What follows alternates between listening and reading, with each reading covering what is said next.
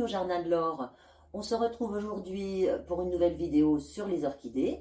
On va voir comment les entretenir et les faire refleurir. Je vous présente quelques exemples d'orchidées que l'on trouve le plus couramment dans les magasins, c'est-à-dire le Phalaenopsis. Dans leur milieu naturel, les orchidées se trouvent à 95% dans les régions subtropicales ou tropicales. Et ce sont des plantes épiphytes parce qu'elles s'accrochent aux arbres, elles se servent de l'arbre comme support pour pousser et elles font plusieurs mètres de hauteur. Alors, il y a une question récurrente de la part de la plupart des gens, c'est pourquoi mon orchidée ne refleurit pas. On vous offre une orchidée, elle est toute en fleurs et puis après on n'a plus de fleurs. Alors il faut savoir que l'exposition est très importante, qu'il faut l'entretenir, qu'il faut parfois tailler, mais on va voir tout ça tout au long de la vidéo. Donc, pour commencer, je vous expliquerai que l'exposition est très importante, c'est-à-dire qu'il faut une lumière, mais pas directe au soleil. Il ne faut pas qu'elle soit en plein soleil. Je vais vous montrer un exemple. Celle-ci, elle a été exposée, il y a des rayons de soleil qui viennent se poser dessus, ça fait jaunir les feuilles. Mais il lui faut une bonne lumière, et si possible, dans une pièce où il y a des murs blancs, ça réfléchit la lumière et ça lui convient très bien. On a aussi une histoire de courant d'air. Il ne faut pas l'installer près d'un radiateur, un courant d'air chaud. Il ne faut pas l'installer vers une fenêtre que vous ouvrez tout le temps. Elle n'aime pas trop les courants d'air.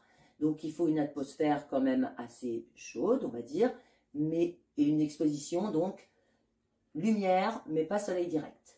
Donc il y a une chose importante aussi à savoir, c'est que comme toute plante, l'orchidée a besoin d'un bon support. Donc d'un terreau spécial orchidée, qui est léger et poreux. Il faut qu'il y ait des sels minéraux, bien sûr, dedans. L'arrosage est aussi important. Si on peut utiliser de l'eau de pluie, ça c'est le top, parce qu'il n'y a pas de calcaire dedans. Et ça, l'orchidée, elle n'aime pas trop. Et puis, si vous n'avez pas d'eau de pluie, vous pouvez en récupérer, hein, bien sûr, hein, mais si vous n'avez pas d'eau de pluie, il faut de l'eau douce.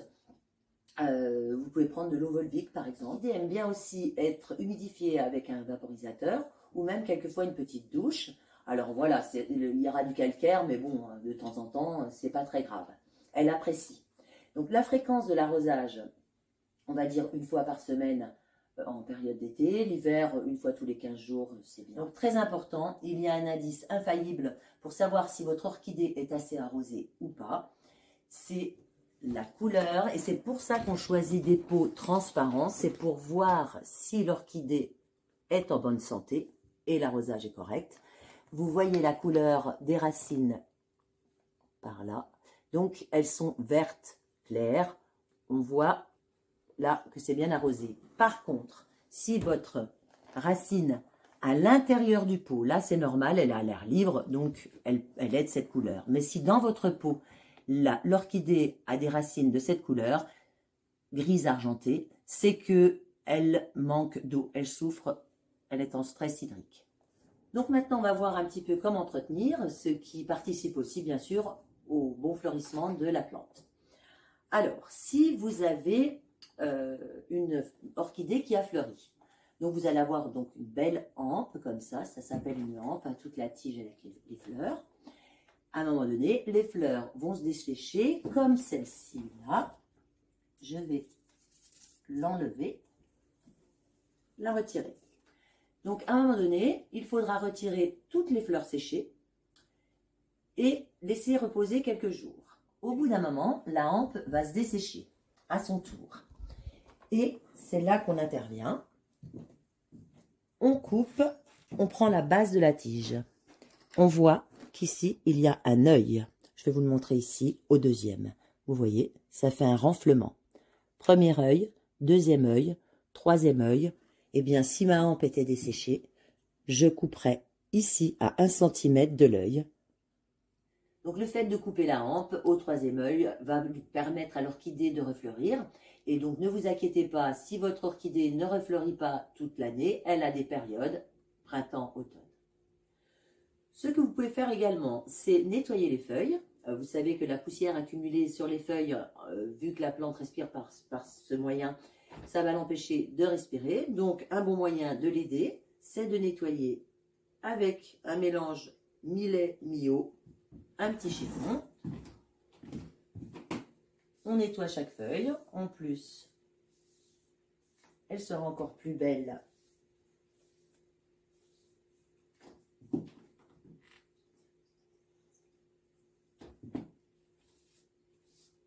Je vous montre rapidement. Les feuilles sont larges et plates, donc c'est assez facile. On fait attention toutefois de ne pas les casser, même si c'est bien solide et bien épais. Pour terminer, nous allons voir comment rempoter une orchidée. Vous voyez que celle-ci, elle en a largement besoin. Hein, elle manque d'espace. Le pot, la hampe est tellement lourde qu'elle entraîne le pot. Donc, nous allons... Alors, je vous ai dit qu'un pot transparent, c'était bien pour voir si les racines étaient assez arrosées ou pas. Moi, là, j'en ai pas sous la main, mais je connais mes orchidées. Mais rappelez-vous, le pot transparent, vous voyez les racines, si elles sont vert clair ou gris argenté, c'est l'indice. Donc, j'ai mon terreau à orchidée, spécial orchidée, léger, poreux, il y a tout ce qu'il faut dedans.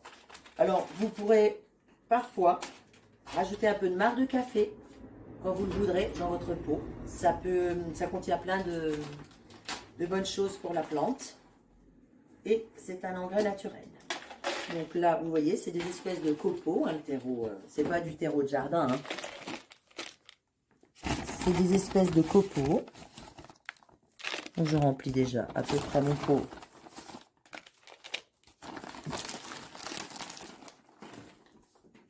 Un quart pour pouvoir déposer ma plante ensuite.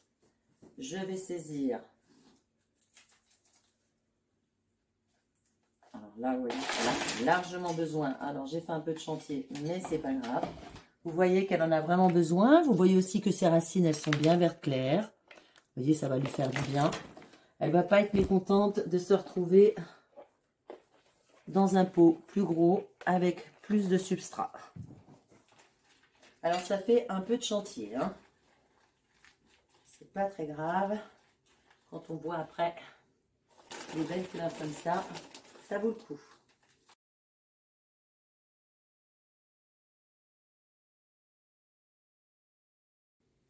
Donc j'ai laissé un peu de terreau autour des racines, mais vous voyez, j'ai pas remis l'ancien terreau. Tant qu'à faire, et le maximum de nourriture fraîche, on va dire. Voilà, j'ai ma petite soucoupe. Je vais la déposer. On va essayer de tutoriser un petit peu. Tutoriser, c'est mettre un tuteur, c'est mettre un support. La hampe qui bascule. Alors, j'ai pris vous pouvez acheter ça, mais sinon, vous pouvez aussi aller dans la forêt, si vous avez possibilité, et prendre un petit tuteur en noisetier, ça va bien aussi.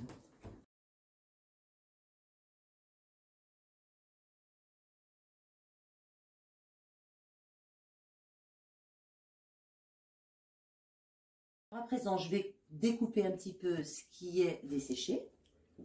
Donc, je vais retirer un ancien support qui ne me sert plus. Mes ciseaux, je les ai donc, rappelez-vous, il faut toujours les désinfecter. Donc, je les ai désinfectés avec un peu d'alcool. Je vais enlever le support là, je récupère tout ça pour une prochaine.